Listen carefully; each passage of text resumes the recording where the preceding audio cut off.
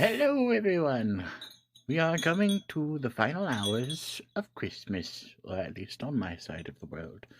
I hope you all enjoyed and continue to enjoy as we read another Christmas story, or continue where we left off if you were here for the other parts.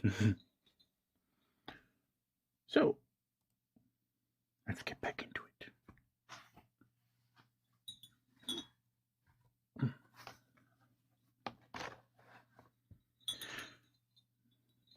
We are halfway through, and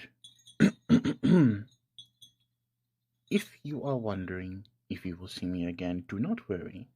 I will be back next year to read you another story. I will be here for years to come, hopefully. Never know what good old death is looking to do. You never know who's on his list. So, put on some headphones and enjoy your stay. The Chimes, third quarter. Black are the brooding clouds and troubled the deep waters, when the sea of thought, first heaving from the calm, gives up its dead.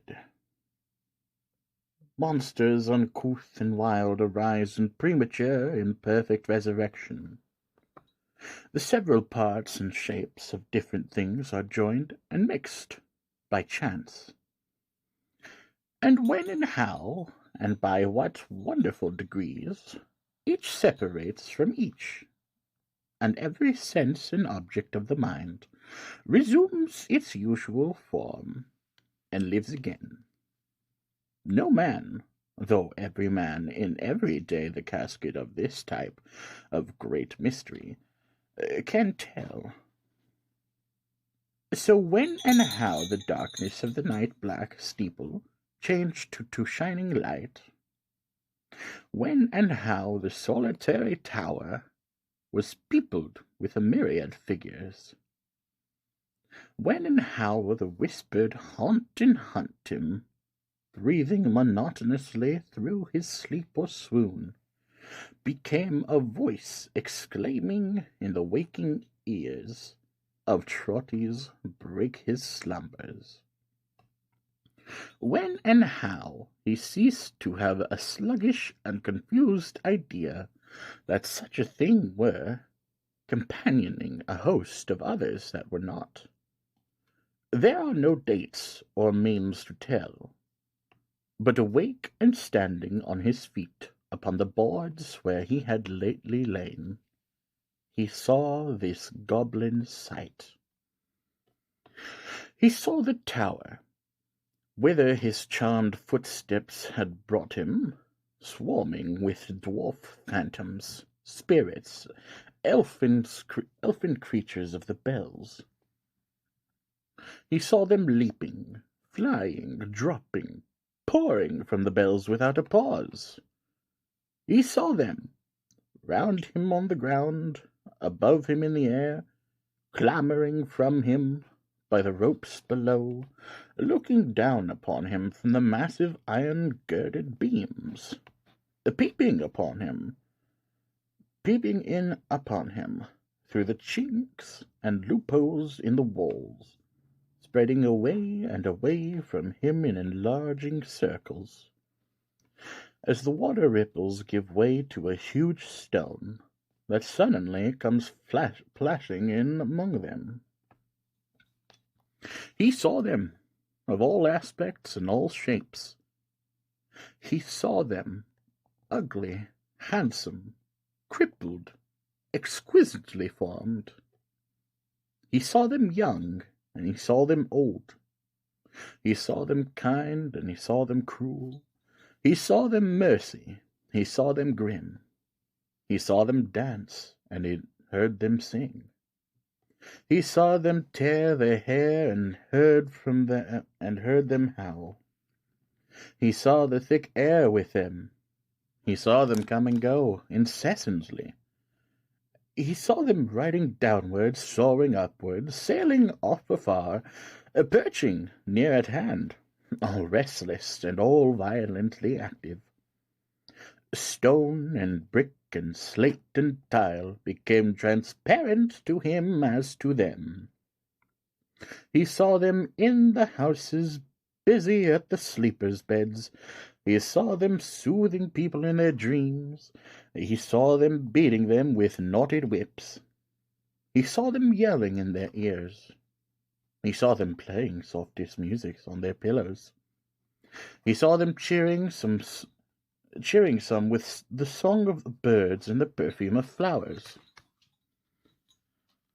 He saw them flashing among awful faces.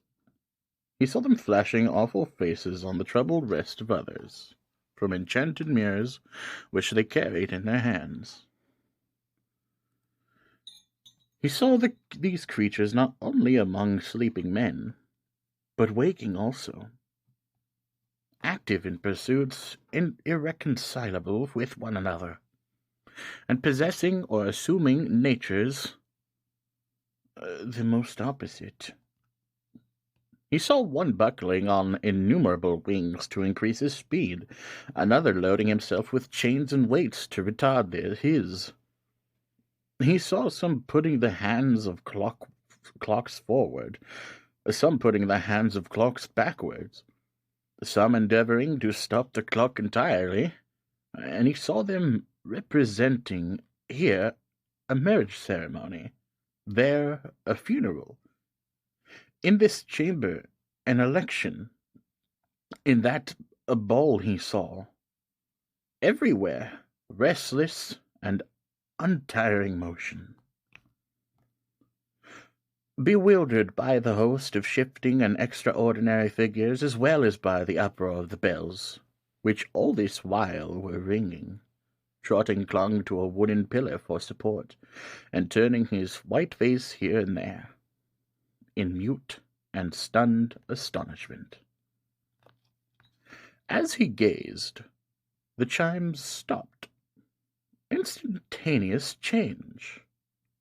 The whole swarm fainted, their forms collapsed, and their speed deserted them. They sought to fly, but in the act of falling died and melted into air. No fresh supply succeeded them. One straggler leaped down pretty briskly from the surface of the great bell, and alight on his feet, but he was dead and gone before he could turn around. Some few of the late company who had gambolled in the tower remained there, spinning over and over a little longer. But these became at every turn more faint, and few and feeble, and soon went the way of the rest. The last of all was one small hunchback, who had got into an echoing corner, where he twirled and floated by himself a long time, showing such perseverance that at last he dwindled to a leg and even to a foot, before he finally retired. But he vanished in the end, and then the tower was silent. Then and not before did Trotty see in every bell a bearded figure of the bulk and stature of the bell, incomprehensibly a figure of the bell itself, gigantic, grave, and darkly watching of him as he stood rooted to the ground. Mysterious and awful figures, resting on nothing, poised in the night air of the tower, with their draped and hooded heads merging in the dim roof, motionless and shadowy. Shadowy and dark, although he saw them by some light belonging to themselves, none else was there, each with its muffled hand upon its goblin mouth. He could not plunge down wildly through the opening in the floor, for all power of motion had deserted him. Otherwise he would have done so, would have thrown himself head foremost from the steeple top, rather than have seen them watching him with eyes that would have waked and watched, although the pupils had been taken out.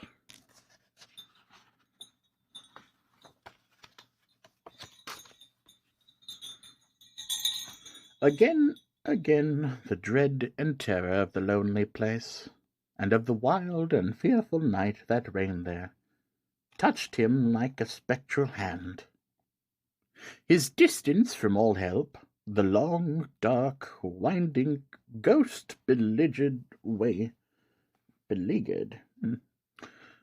lay between him and the earth on which men lived, his being high up there where it had made him dizzy to see the birds fly in the day, cut off from all good people, who at such an hour were safe at home and sleeping in their beds. All this struck coldly through him, not as a reflection, but a bodily sensation. Meantime his eyes and thoughts and fears were fixed upon the watchful figures, which rendered unlikely any figures of this world by the deep gloom and shade enwrapping and enfolding them, as well as by their looks and forms and supernatural hovering above the floor, were nevertheless as plainly to be seen as the stalwart oaken flames, cross pieces, bars, and beams set up there to support the bells. These hemmed them in a very forest of hewn timber, from the entanglements and intricacies and depths of which, as from among the boughs of a dead wood blighted for their phantom use, they kept their darksome and unwinking watch. A blast of air, how cold and shrill, came moaning through the tower. As it died away, the great bell, or the goblin of the great bell, spoke. "What visitor is this?" it said. The voice was low and deep, and Trotty fancied that it sounded in the other figures as well. "I thought my name was called by the Chimes," said Trotty, raising his hands in an attitude of supplication. "I hardly know why I am here, or how I came. I have listened to the chimes these many years. They have cheered me often." "And you have thanked them?" said the bell. "1,000 times," cried Trotty. "How?" "I am a poor man," faltered Trotty, "and could only thank them in words." "And always so?" inquired the goblin of the bell. "Have you never done us wrong in words?" "No," cried Trotty eagerly. "Never done us foul and false and wicked wrong in words?" pursued the goblin of the bell. Trotty was about to answer "Never," but he stopped, and was confused. "The voice of time," said the phantom, "cries to man advance. Time is for his advancement and improvement, for his greater worth, his greater happiness, his better life, his progress onward to that goal within its knowledge and its view, and set there in the period when time and he began. Ages of darkness, wickedness, and violence have come and gone, millions unaccountable, have suffered, lived, and died, to point the way before him. Who seeks to turn him back or stay him on his course arrests a mighty engine which will strike the murderer dead, and be the fiercer and the wilder ever for its momentary check." "I never did so to my knowledge, sir," said Trotty. "It was quite by accident if I did. I wouldn't go to do it, I'm sure." "Who puts into the mouth of time or its servants? said the goblin of the bell. "A cry of lamentation for days which have had their trial and their failure, and have left deep traces of it which the blind may see. A cry that only serves the present time by showing men how much it needs their help when any ears can listen to regrets for such a past. Who does this does a wrong, and you have done that wrong to us, the Chimes."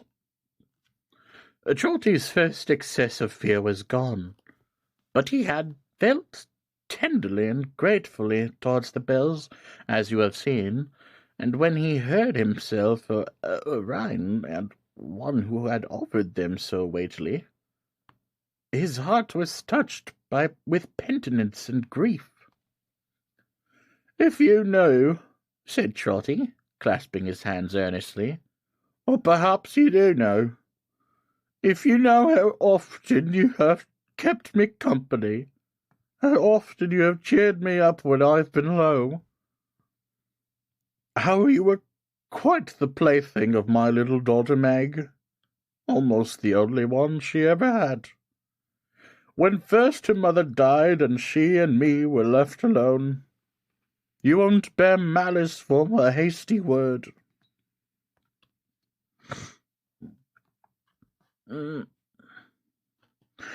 Who hears in us the chimes one note bespeaking disregard or stern regard of any hope or joy or pain or sorrow of the merry sorrowed throng?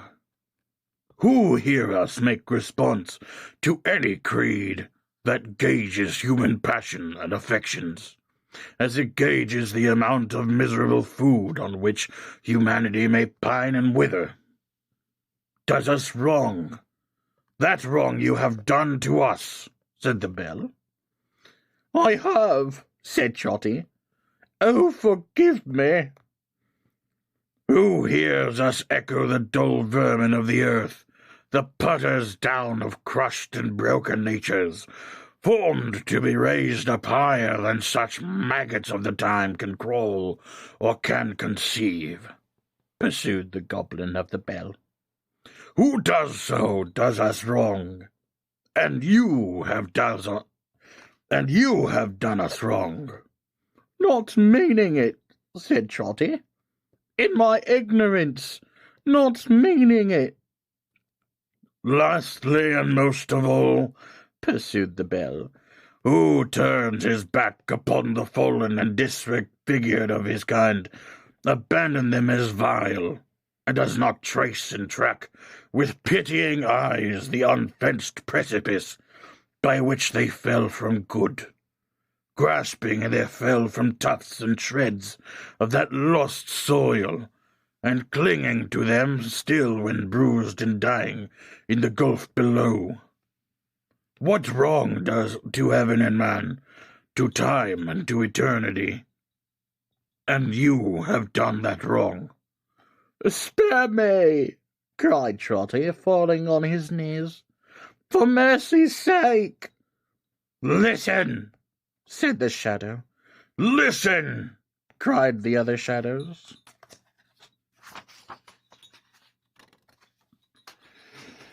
"Listen!"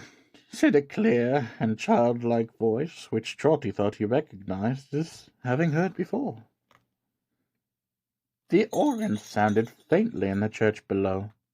Swelling by degrees, the melody ascended to the roof, and filled the choir and nave.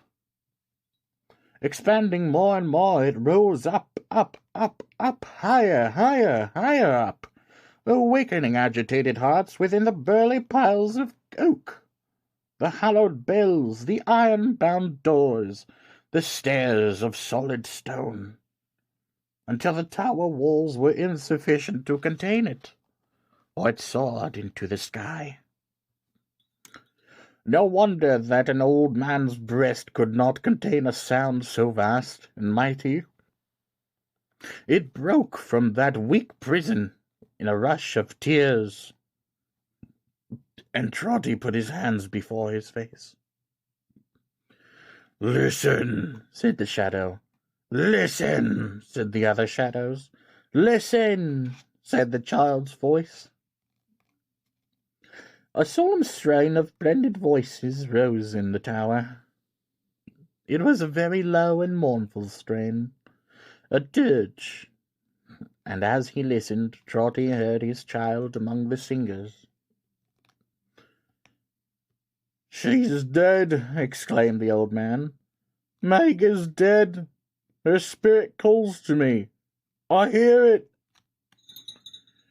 "The spirit of your child bewails the dead and mingles with the dead. Dead hopes, dead fancies, dead imaginings of youth," returned the bell. "But she is living. Learn from her life a living truth. Learn from the creature dearest to your heart how bad the bad are born. See every bud unplucked one by one from off the fairest stem, and know how bare and wretched it may be. Follow her to desperation."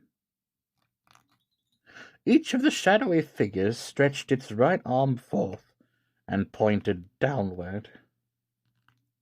"The spirit of the chimes is your companion," said the figure. "Go! It stands behind you." Trotty turned and saw the child Wilfern had carried in the street, the child whom Meg had watched but now asleep. "I carried her myself tonight," said Trotty, "in these arms." "Show him what he calls himself," said the dark figures, one on all. The tower opened at his feet. He looked down and beheld his own form, lying at the bottom on the outside, crushed and motionless. "No more living man," cried Trotty. "Dead." "Dead," said the figures all together. "Gracious heaven, and the new year past," said the figures. "What?" he cried, shuddering. "I missed my way and coming on the outside of this tower in the dark fell down a year ago." 9 years ago," replied the figures.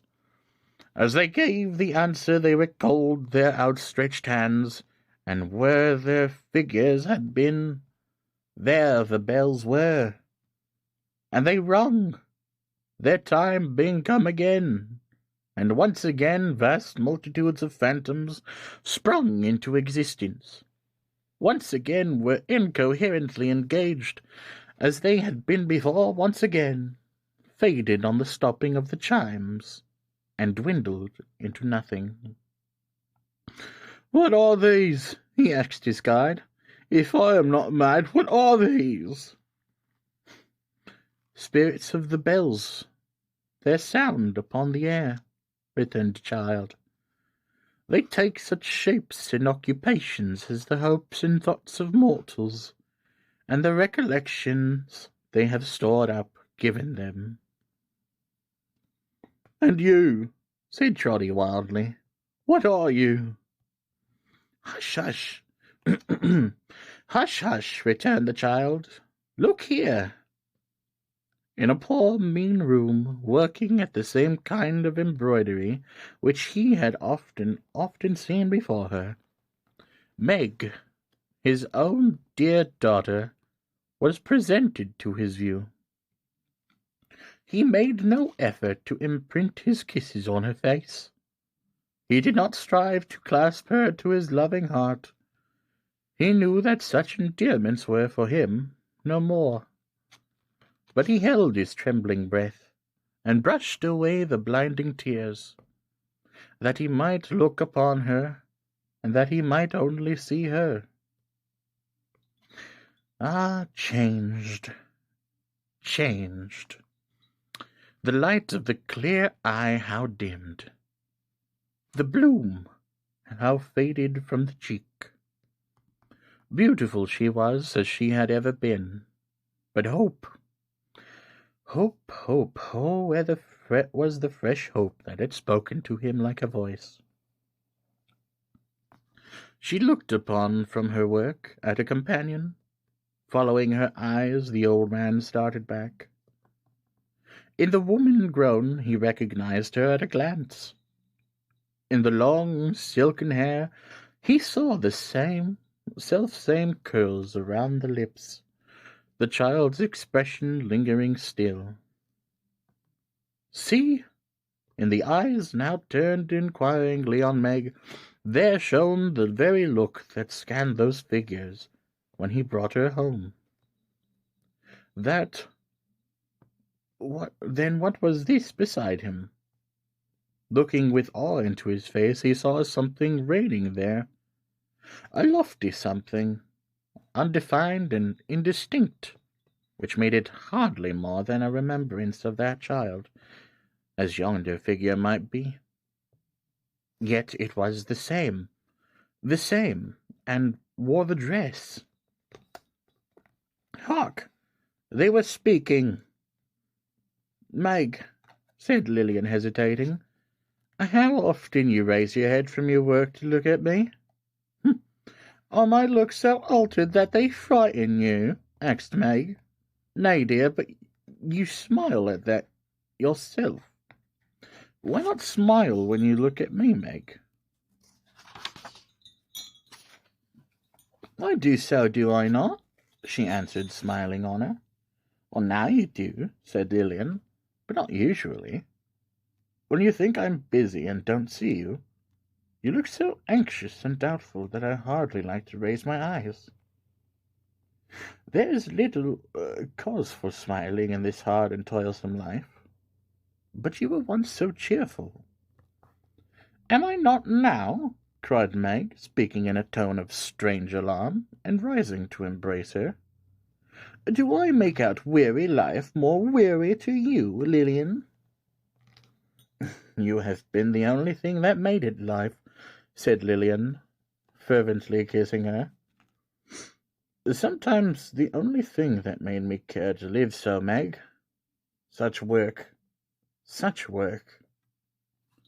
So many hours, so many days, so many long, long nights of hopeless, cheerless, never-ending work. Not to heap up riches, not to live grandly or gaily, not to live upon enough, however coarse, but to earn bare bread, to scrape together just enough to toil upon, and want upon, and keep alive in us the unconsciousness of our hard fate. Oh, Meg, she raised her voice and twined her arms about her as she spoke, like one in pain. How can the cruel world go round and bear to look upon such lives? Lily, said Meg, soothing her and putting back her hair from her wet face. Why, Lily, you, so pretty and so young. Oh, Meg, she interrupted, holding her at arm's length and looking her in her face imploringly. The worst of all. Strike me, old Meg, wither me and shrivel me and free me from the dreadful thoughts that tempt me in my youth. Trotty turned to look upon his guide, but the spirit of the child had taken flight. It was gone. Neither did he self remain in the same place. For Sir Joseph Bowley, friend and father of the poor, held a great festivity at Bowley Hall, in honour of the natural day of Lady Bowley. And as Lady Bowley had been born on New Year's Day, which the local newspapers considered an especial pointing of the finger of Providence to number one, as Lady Bowley's destined figure in creation, it was on a New Year's Day that this festivity took place. Bowley Hall. It was full of visitors. The red-faced gentleman was there. Mr. Filer was there. The great Alderman Cute was there. Alderman Cute had a sympathetic feeling with great people, and had considerably improved his acquaintance with Sir Joseph Bowley on the strength of his attentive letter. Indeed, had become quite a friend of the family since then, and many guests were there. Trotty's ghost was there, wandering about, poor phantom, drearily, and looking for its guide. There was to be a great dinner in the great hall, at which Sir Joseph Bowley, in his celebrated character of friend and father of the poor, was to make his great speech. Certain plum puddings were to be eaten by his friends and children in another hall first, at a given signal, friends and children flocking in among their friends and fathers, were to form a family assemblage with not one manly eye therein unmoistened by emotion. But there was more than this to happen, even more than this. Sir Joseph Bowley, baronet and member of Parliament, was to play a match at skittles, real skittles, with his tenants. Which quite reminds me, said Alderman Cute, of the day of old King Hal, stout King Hal, bluff King Hal. Ah, fine character. Very, said Mr. Filer dryly, for marrying women and murdering 'em. Considerably more than the average number of wives, by the by. You'll marry the beautiful ladies and not murder them, eh? Said Alderman Cute to the heir of Bowley, aged 12.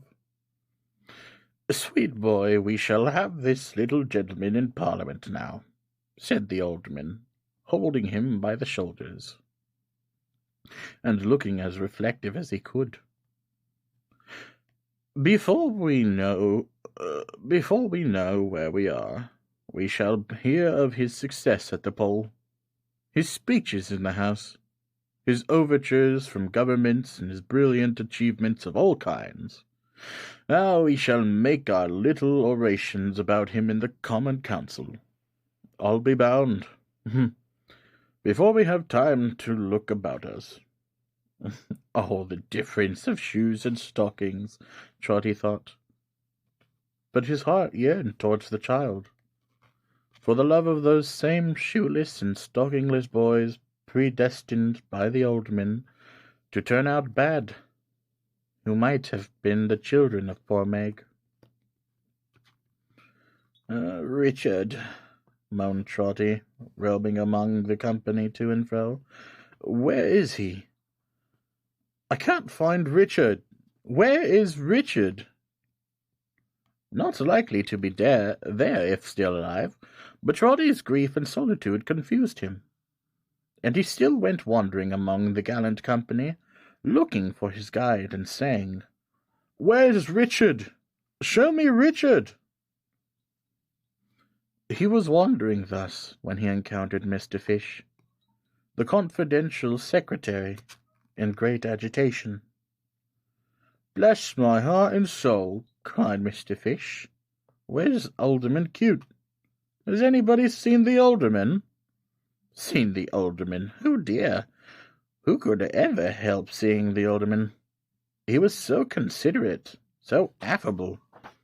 He bore so much in mind the natural desires of folks to see him, that if he had a fault, it was the being constantly on view.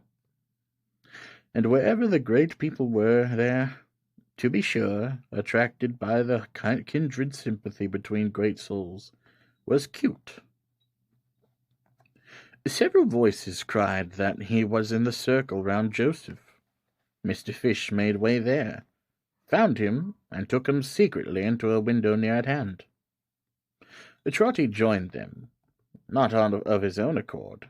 He felt that his steps were led in that direction.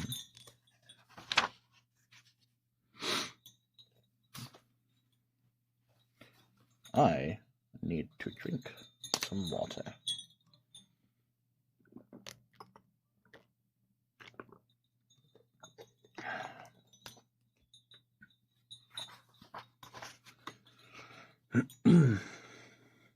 My dear Alderman Cute, said Mr. Fish, a little more this way.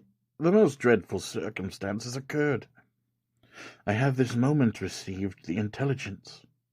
I think it would be best not to acquaint Sir Joseph with it till the day is over. You understand, Sir Joseph, and will give me your opinion. The most frightful and deplorable event. Fish, returned the Alderman. Fish, my good fellow, what is the matter? Nothing revolutionary, I hope. No attempted interference with the magistrates? Deedless the banker, gasped the secretary. Deedless brothers, who was to have been here today? High in office in the goldsmiths' company. Not stopped, exclaimed the alderman. It can't be. Shot himself. Good God! Put a double-barrel pistol to his mouth. In his own accounting-house, said Mr. Fish, and blew his brains out. No motive, princely circumstances. Circumstances! Exclaimed the alderman.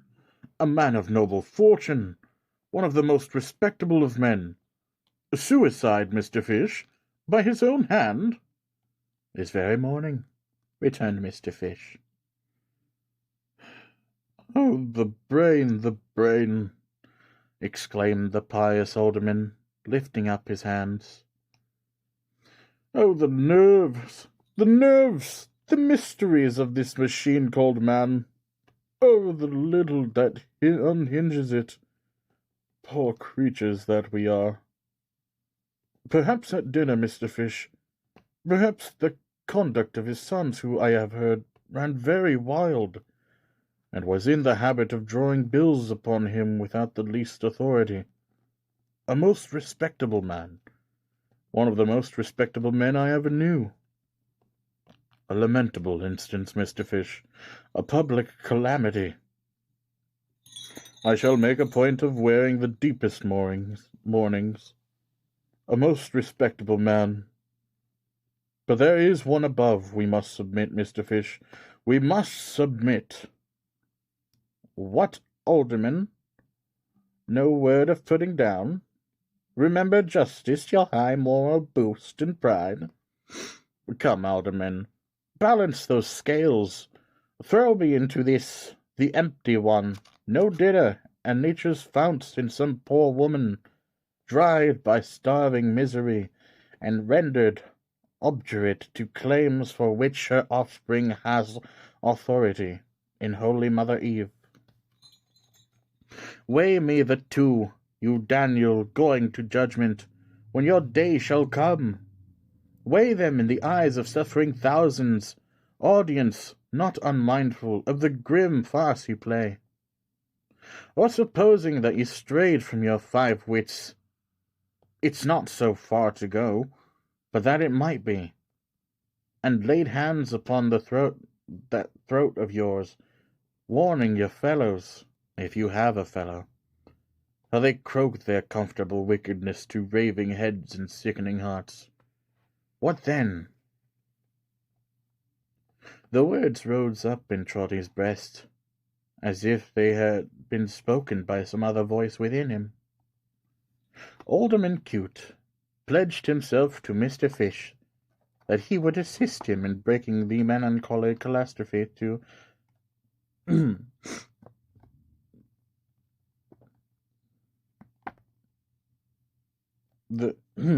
Alderman Cute pledged himself to Mr. Fish that he would assist him in breaking the melancholy catastrophe to Sir Joseph when the day was over. Then, before they parted, wringing Mr. Fish's hand in bitterness of soul, he said, "The most respectable of men," and added that he hardly knew, not even he, why such afflictions were allowed on earth.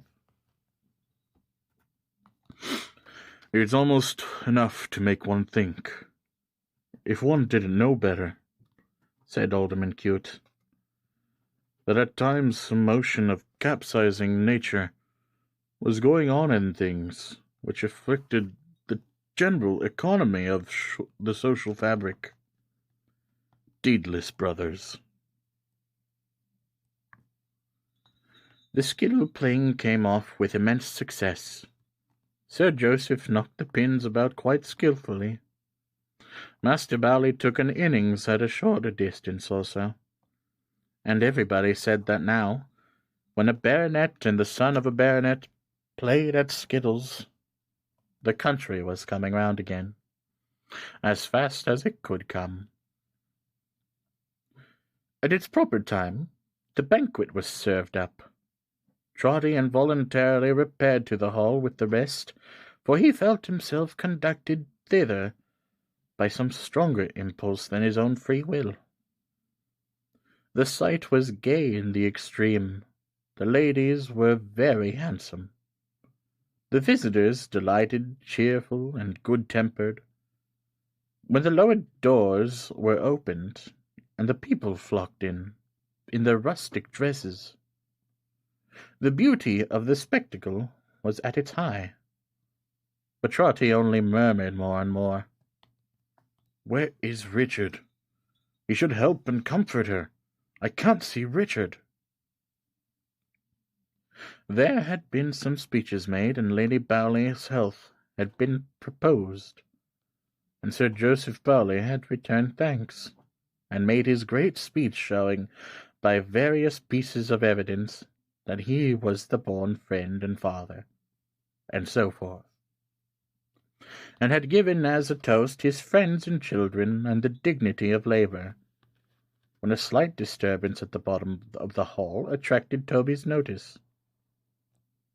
After some confusion, noise, and opposition, one man broke through the rest, and stood forward by himself. Not Richard, no, but one whom he had thought of, and had looked for, many times. In a scantier supply of light, he might have doubted the identity of that worn man, so old and grey and bent. But with a blaze of lamps upon his gnarled and knotted head, he knew Will Fern as soon as he stepped forth. "What is this?" exclaimed Sir Joseph, rising. "Who gave this man admittance?" "This is a criminal from prison, Mr. Fish. Sir, will you have the goodness—" "A minute," said Will Fern. "A minute, my lady. You were born on this day along with the New Year. Get me a minute's leave to speak." She made some intercession for him. Sir Joseph took his seat again, with native dignity. The ragged visitor, for he was miserably dressed, looked round upon the company, and made his homage to them with a humble bow. "Gentlefolks," he said, "you're drunk the labourer. Look at me. You've drunk the labourer. Look at me." "Just come from jail," said Mr. Fish. "Just came from jail," said Will. "And neither for the first time, nor the second, nor the third, nor yet the fourth."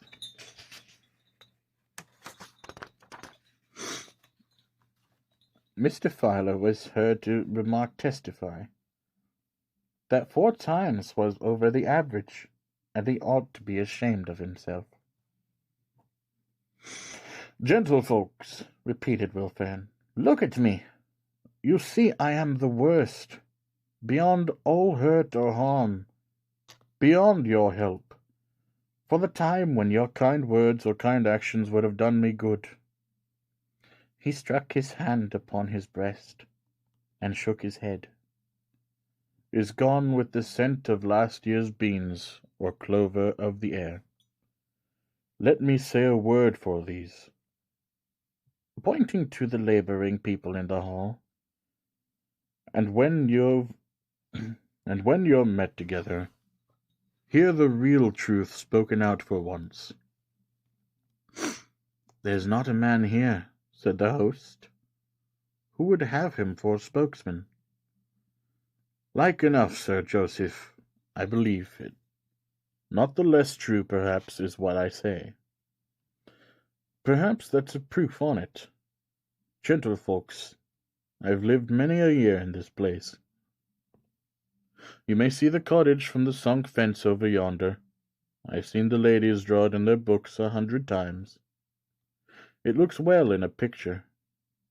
I've heard say, but there ain't weather in pictures, and maybe 'tis better for that than for a place to live in. Well, I lived there. How hard, how bitter hard I lived there, I won't say. Any day in the year, and every day, you can judge for your own selves. He spoke as he had spoken on the night when Trotty found him in the street. His voice was deeper and more husky, and had a trembling in it now and then. But he never raised it passionately, and seldom lifted it above the firm, stern level of the homely facts he stated.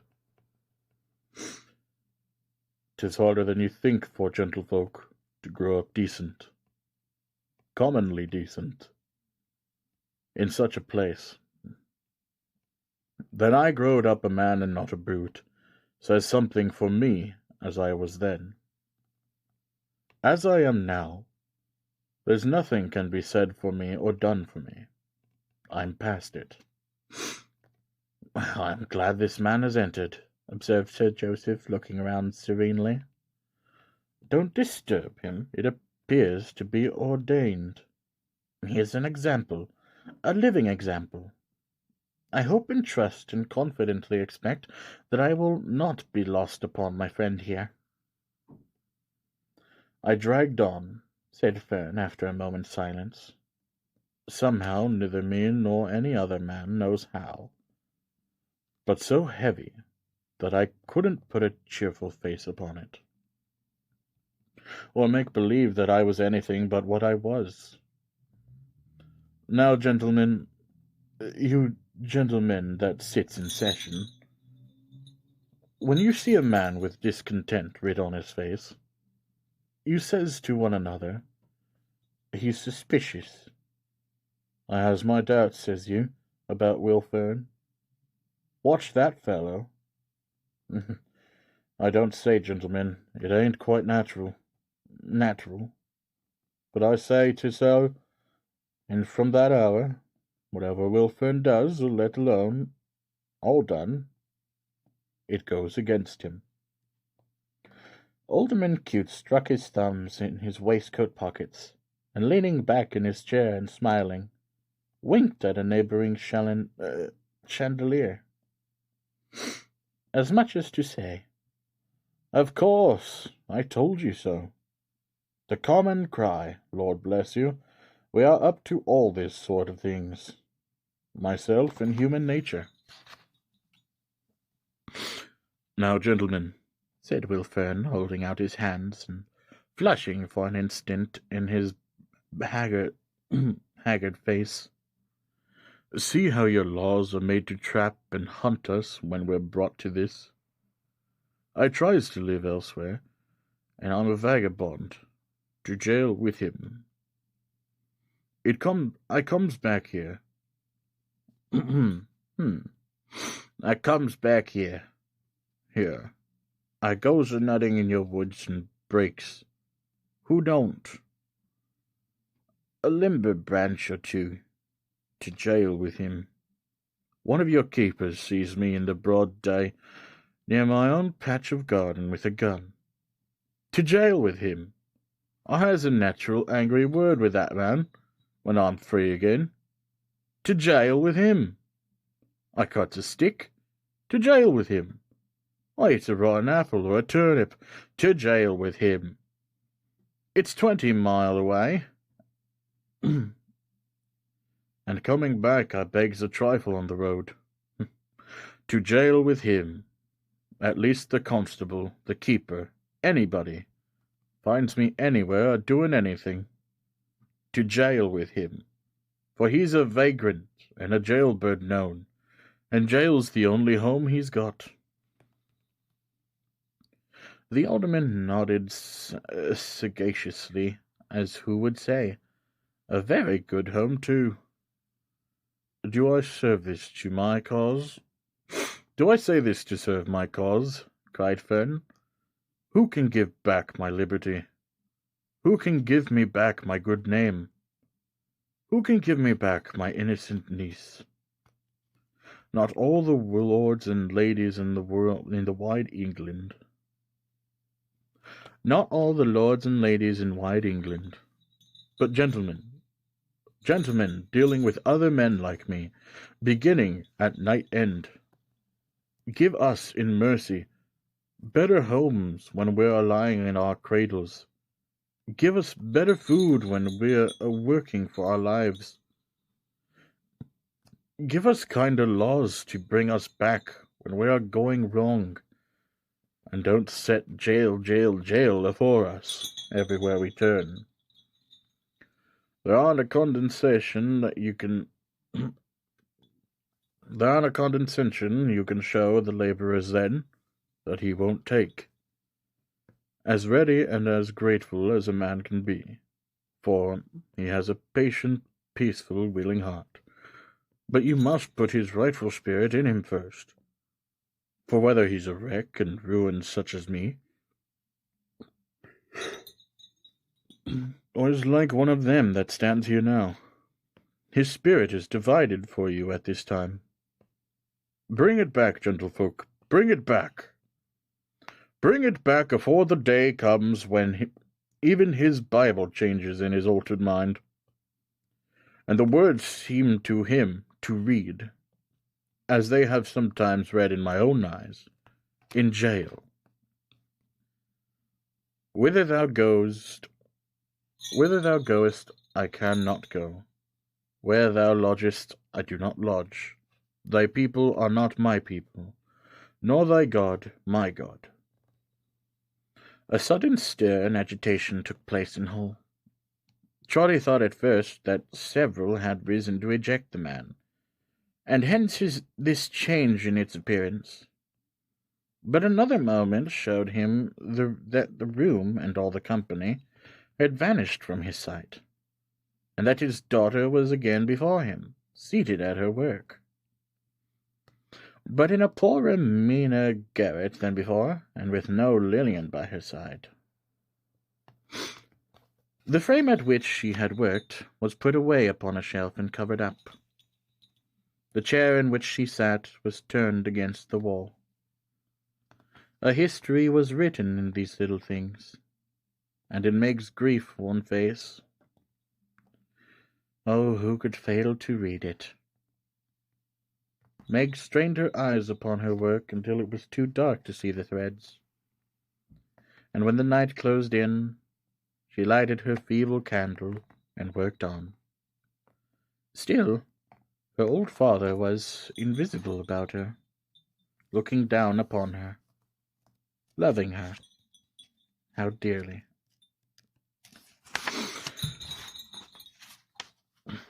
How dearly loving her, and talking to her in a tender voice about the old times and the bells. Though he knew poor Trotty, though he knew she could not hear him.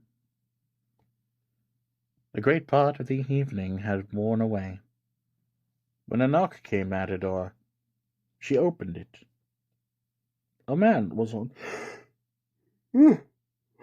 How dare you interrupt me, stupid yawn?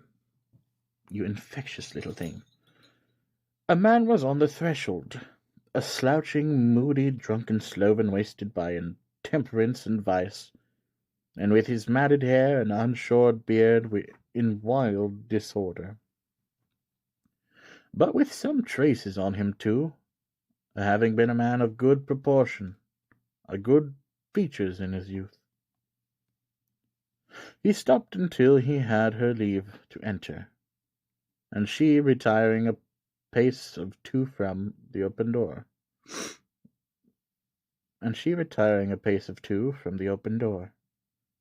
Silently and sorrowfully looked upon him. Trotting had his wish. He saw Richard. "May I come in, Margaret?" "Yes, come in, come in." It was well that Trotty knew him before he spoke, for with any doubt remaining in his mind, the harsh, discordant voice would have persuaded him that it was not Richard, but some other man. There were but 2 chairs in the room. She gave him hers and stood at some short distance from him, waiting to hear what he had to say. He sat, however, staring vacantly at the floor, with a lustreless and stupid smile. A spectacle of such deep degradation, of such abject hopelessness, of such a miserable downfall, that she put her hand before her face and turned away, lest he should see how much it moved her.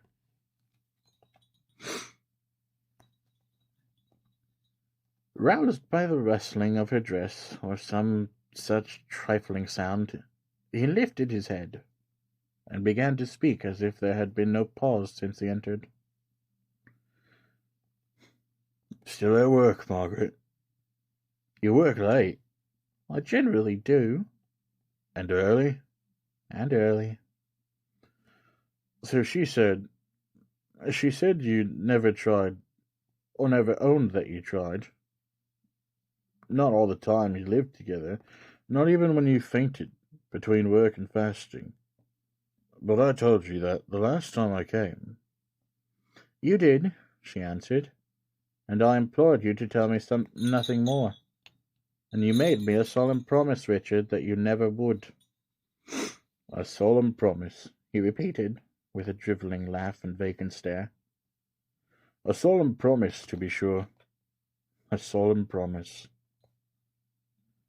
Awakening, as it were, after a time, in the same manner as before, he said with such animation, "How can I help it, Margaret? What am I to do? She has been to me again."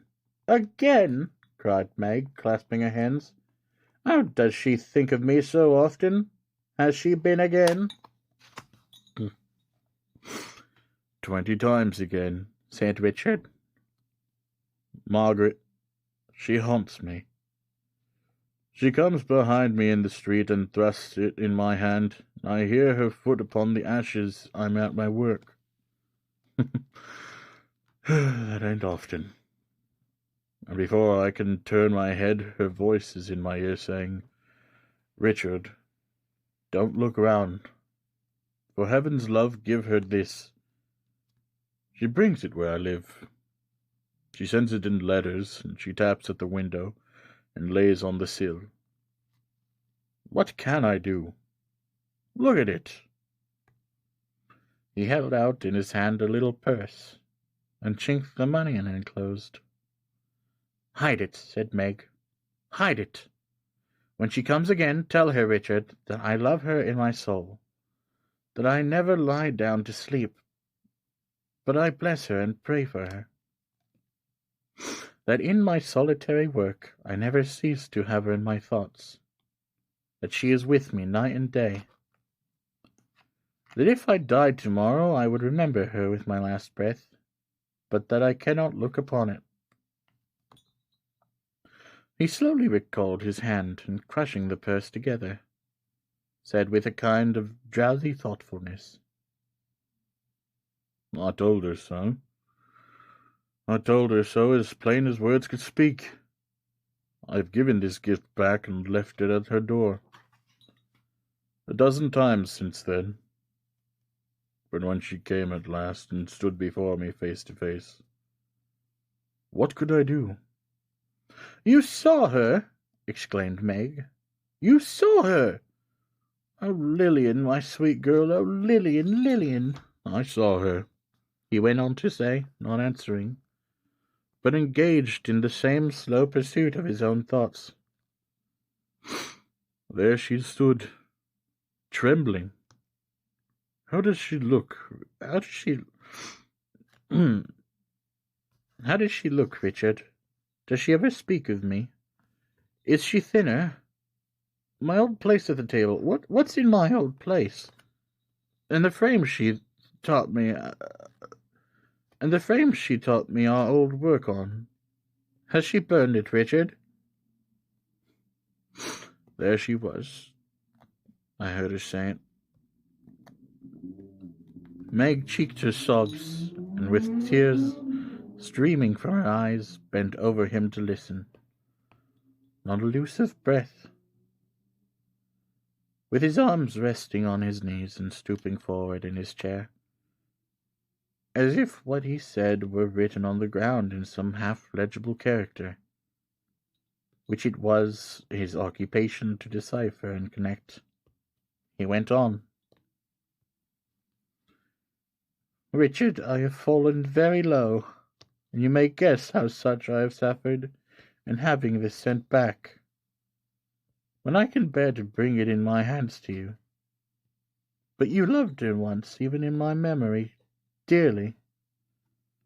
Others stepped in between you. Fears and jealousies and doubts and vanities estranged you from her. But you did love her, even in my memory. I suppose I did, he said, interrupting himself for a moment. I did. That's neither here nor there. Richard, if you ever did, if you have any memory for what was gone and lost, take it to her once more. Once more, tell her how I laid my head upon your shoulder, where her own head might have lain, and was so humble to you, Richard. Tell her that you looked into my face and saw the beauty which she used to praise. All gone. All gone, and in its place a poor wan, hollowed cheek that she would weep to see. Tell her everything, and take it back, and she will not refuse again. She will not have the heart. So she sat musing and repeating the last words until he woke again, and rose. You won't take it, Margaret. She shook her head and motioned an entreaty to him to leave her. Good night, Margaret. Good night. He turned to look upon her, struck by her sorrow, and perhaps by the pity for himself which trembled in her voice. It was a quick and rapid action, and for the moment some flash of his old bearings kindled in his form. In the next he went as he had come, nor did the glimmer of a quenched fire seem to light him to a quicker sense of his debasement. In any mood, in any grief, in any torture of the mind or body, Meg's work must be done. She sat down to her task and plied it. Night, midnight, still she worked. She had a meagre fire, the night being very cold, and rose at intervals to mend it. The chimes rang 12:30 while she was thus engaged, and when they ceased, she heard a gentle knocking at the door. Before she could so much as wonder who was there at that unusual hour, it opened. O youthful and beauty, happy as ye should be, look at this. O youth and beauty, blessed and blessing all with your reach, and working out the ends of your beneficent Creator, look at this. She saw the entering figure, screamed its name, cried, Lillian! It was swift, and fell upon its knees before her, clinging to her dress. Up, dear, up, Lillian, my own dearest. Nevermore, Meg, nevermore. Here, here. Close to you, holding to you, feeling your deep breath upon my face. Sweet Lillian, darling Lillian. Ah, this is cringy. Child of my heart. No mother's love can be more tender. Lay your head upon my breast. Cringe.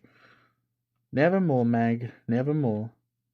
When I first looked into your face, you knelt before me, on my knees before you. Let me die. Let it be here. You have come back, my treasure. We will live together, work together, hope together, and die together. Ah, kiss my lips, Meg, fold your arms about me. Press me to your bosom. Look kindly on me, but don't raise me. Let it be here. Let me see the last of your dear face upon my knees. O youth and beauty, happy as ye should be. Look at this, O youth and beauty. Working out the ends of your beneficent Creator, look at this. Forgive me, Meg, so dear, so dear. Forgive me. I know you do. I see you do, but say so, Meg. She said so with her lips on Lillian's cheek, and with her arms twined round, she knew it now, a broken heart. His blessing on you, dearest love. Kiss me once more. He suffered her to sit beside his feet and dried them with her hair. Oh, Meg, what mercy and compassion! As she died, the spirit of the child, returning, innocent and radiant, touched the old man with its hand and beckoned him away. Much cringe. This is the fourth quarter. It's the last one. How much more? I don't know if I can keep myself awake from reading all this.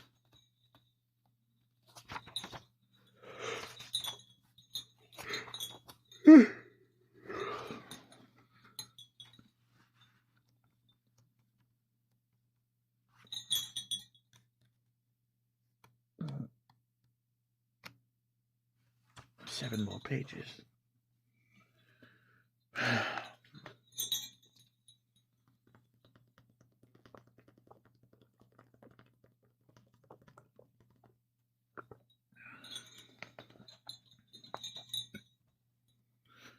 Oh dear.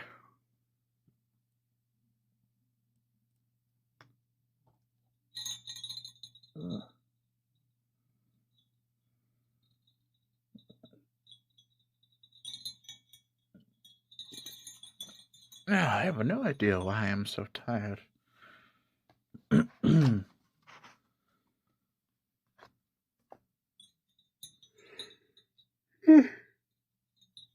Might be the story.